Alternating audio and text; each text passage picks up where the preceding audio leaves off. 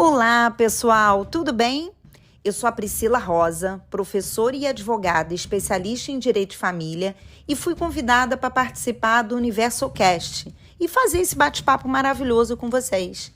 Neste episódio semanal, eu vou falar sobre a importância da escolha do regime de bens ao se casar.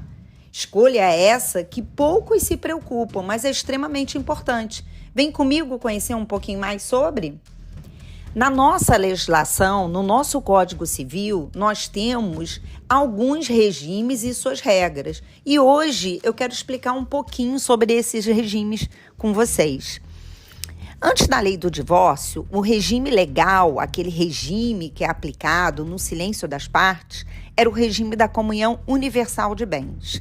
Então, se você chegasse ao cartório e fosse dar entrada na documentação para o casamento e não soubesse qual o regime, no silêncio das partes, naquele tanto faz, o cartório ia aplicar o regime legal, que na época, antes de 1977, era o regime da comunhão universal. O que esse regime estabelece como regra, não é? Que tudo que for adquirido antes do casamento ou na constância do casamento, a título oneroso que eu comprei, ou a título gratuito, recebi em doação ou herança, tudo será partilhado. Ou seja, se eu sou casada pelo regime da comunhão universal e venho a me divorciar, significa que metade dos bens que eu tenho em meu nome, metade pertencerá ao meu cônjuge, ao meu ex-cônjuge no divórcio. Após a lei do divórcio, o regime legal migrou, deixou de ser o da comunhão universal de bens e passou a ser o regime da comunhão parcial de bens. Então, no silêncio das partes, o regime que vai vigorar é o regime da comunhão parcial. Este regime possui uma regra diferente. Para este regime, os bens que se comunicam são os bens adquiridos onerosamente na constância do casamento. O que significa dizer?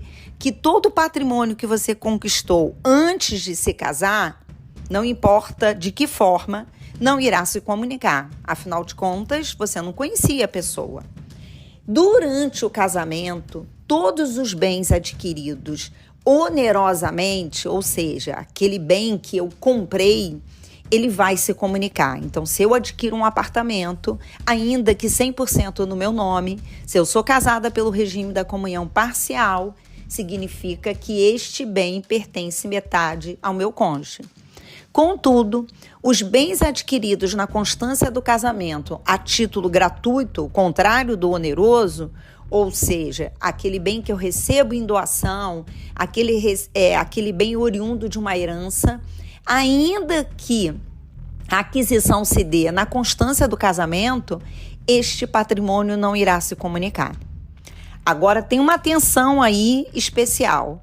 Os bens que chamamos de bens particulares, que são os bens que não se comunicam, que você já sabe que é aquele patrimônio adquirido antes do casamento ou na constância do casamento a título gratuito, uma vez alienados e substituídos, que a lei fala de subrogação, eles levam essa blindagem, essa característica da incomunicabilidade. Vamos dar um exemplo para você entender um pouquinho? Se eu, na constância do casamento, recebo em doação um apartamento e um ano após vendo este apartamento e compro uma casa, esta casa ela foi adquirida onerosamente, então a regra seria o caráter partilhável da casa. Contudo, ela, na verdade, foi adquirida em substituição ao bem que eu recebi de forma gratuita. Se eu coloco isso na escritura, eu deixo bem claro, numa eventual partilha, que este bem foi oriundo de uma substituição de um bem particular. Então, o regime de bens da comunhão parcial, que hoje vigora, não é, no silêncio das partes, é este regime. E nós temos um terceiro, não é, que é o regime da separação total de bens. Este regime é aquele regime que todo mundo fala no popular, não é? O que é meu, o que é seu é seu. os bens não se comunicam, ainda que adquirido antes do casamento ou na constância do casamento. Então, comprei um apartamento, 100% ele é meu. Meu marido adquiriu uma casa, 100% dele. Contudo, eu também quero chamar a atenção para uma coisa importante. As pessoas acham que este regime impede que o indivíduo adquira o bem em sociedade. Nananina não, gente, de forma alguma.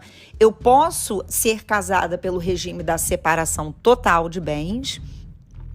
Contudo, na constância do casamento, eu adquiro um apartamento em que coloco 40% em meu nome e 60% no nome do meu marido.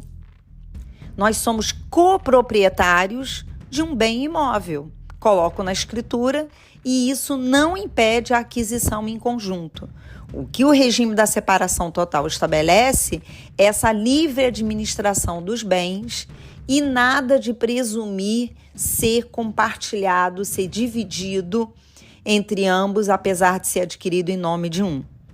Agora, atenção final, gente, não importa o regime que você se casou. Todos os bens que guarnecem o imóvel, sofá, cama, geladeira, fogão, presume-se comprados, adquiridos por ambos, a não ser que você junte uma nota fiscal aí no regime da separação total. Mas a presunção é que há o compartilhamento destes bens. E outro ponto também, no regime da comunhão universal e no regime da comunhão parcial de bens, se eu desejar alienar um bem, eu preciso da anuência do outro. Já no regime da separação total, não há essa necessidade. Enfim, gente, chegamos ao final desse podcast semanal. Espero que vocês tenham gostado. Não esqueçam de dar um like, curtir o nosso canal, compartilhar a nossa página, não é? E entender mais um pouquinho sobre o regime de bens. Compartilha com os amigos, aqueles que estão no período de noivado, na dúvida em relação ao regime de bens. Compartilha, manda para um conhecido e curte a nossa página. Um abraço!